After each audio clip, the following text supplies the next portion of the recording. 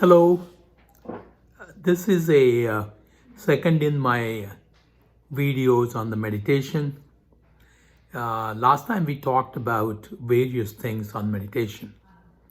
The meditation has a lot of beneficial effects, which include blood pressure, asthma, diabetes, because calming down the body and the mind reduces the steroid or the adrenergic stimulation, and then that leads to the healthful benefits, which are health wise. This is health wise, but other than that, of course, we're trying to be one with the Creator or the Lord or the God or whatever anybody calls as an energy. So we talked about the time, the posture, and whatnot. I'm going to quickly go through that, but one additional thing that I wanted to mention was that the place. If one decides to do the meditation, the right place would be helpful, because I believe, and a lot of people believe, that the vibrations from different things are stored in that space in an enclosed area.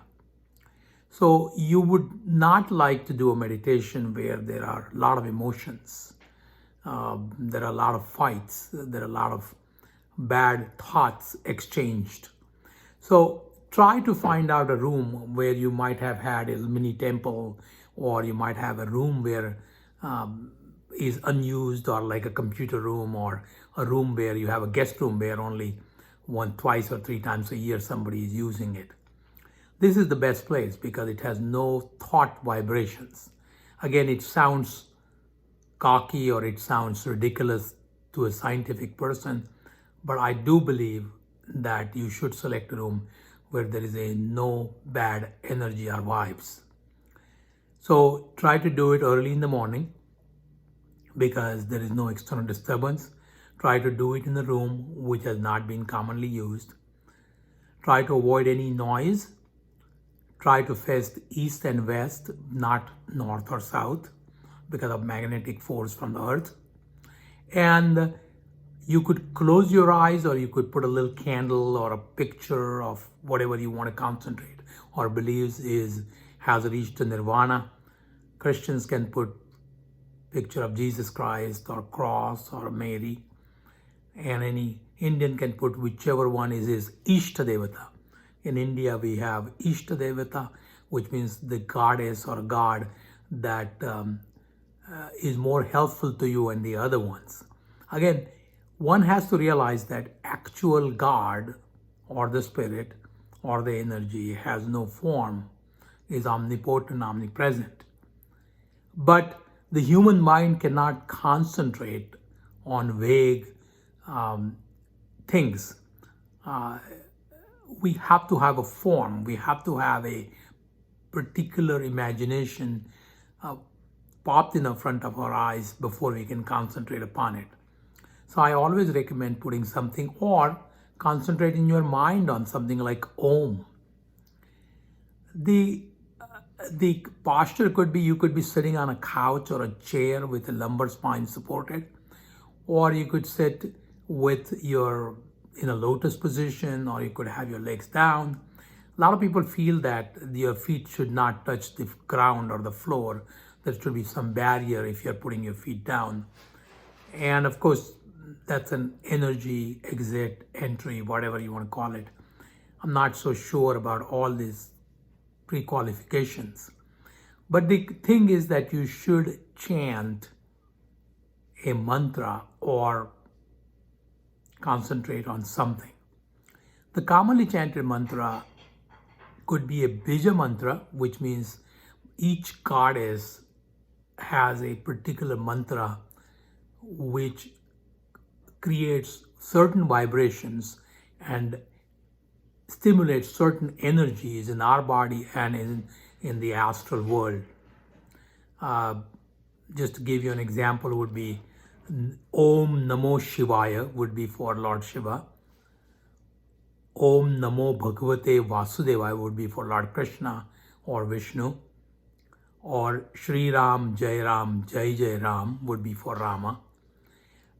If you don't want to do that, you can do simple Om, or you could just chant the Om out loud or in your mind.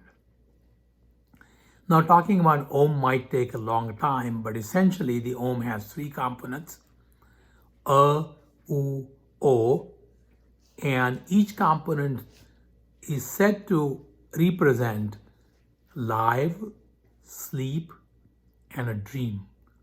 The other way around, life, the dream, and the total quietness or sleep. Now, between the chanting of the Om, the two Oms, there has to be a gap, and that gap is the one where nothing exists. So this is related to our sleep to some extent. The sleep has various stages. I'm awake right now, but when I fall asleep, I go into a very, very, very light sleep. That's called stage 1 sleep. Then there is a very common sleep, which is called stage 2 sleep, which is a little deeper than the stage 1, but not as deep as stage 3, or what is called slow wave sleep. In slow wave sleep, we are aware of nothing, no environment, no thoughts, no physical existence. We just are asleep. And in fact, it is stated nowadays by the research that during that period, the cerebrospinal fluid, the fluid which runs around the brain and through the spinal column, tends to get rid of a particular protein called tau protein, TAO. This particular protein deposition in our brain is thought to be main culprit for Alzheimer's disease. So a deep sleep which has no dreams in it actually is a cleaning or cleanser for our brain, that is physical brain, are also pretty good or very similar to a deeper samadhi. In REM sleep, which is called rapid eye movement sleep, which has cycles, that means it comes and it goes. It comes, then we repeat some other stages, and then we have a dream. Because rapid eye movement sleep, we have an increase in adrenaline, we have an increase in cortisol level, and that stimulates a lot of stuff. That certainly is a dream state. So in dream state, if you're having a emotional dreams, you're not going to have a restful status of the body. So O is actually representing the awake, the dream, and a restful sleep. And after the restful sleep, there should be a gap. So between the two chantings of the Om, if there's a gap, that is the place where you concentrate 100% on whatever you are concentrating on, which is the God, the energy. Or if you have a particular form, whether it is cross, Jesus, Mary, Lord Rama, Krishna, Shankar, Ganesh, whichever one you want. So you concentrate on that. Now the thoughts are going to come. Because we're not deep asleep, the thoughts are going to come. But don't allow the thoughts to carry from one to another or create children to the thought. Let's say, for example, I am meditating and I have a thought about my son, whether it is his job, whether it is his car, whether it is his life, married life, educational life, whatever. Don't go to the next thought saying, well, if he does this, he will get that. He doesn't listen to me, or he listens to me, or his wife is like that, or his kids are like that. This is what needs to be avoided. So if your mind goes to areas that are like that, you should bring it back to the Om and the gap between the two Oms, where you're going to think about the Lord. And this will continue.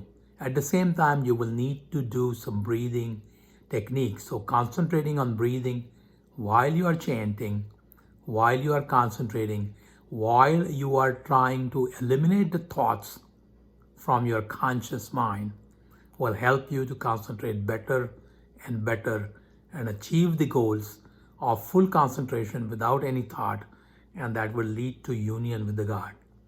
I'll talk about this a little bit more in my next meditation video. I hope you like it. If you like it, subscribe to it. Thank you for listening. Have a nice day.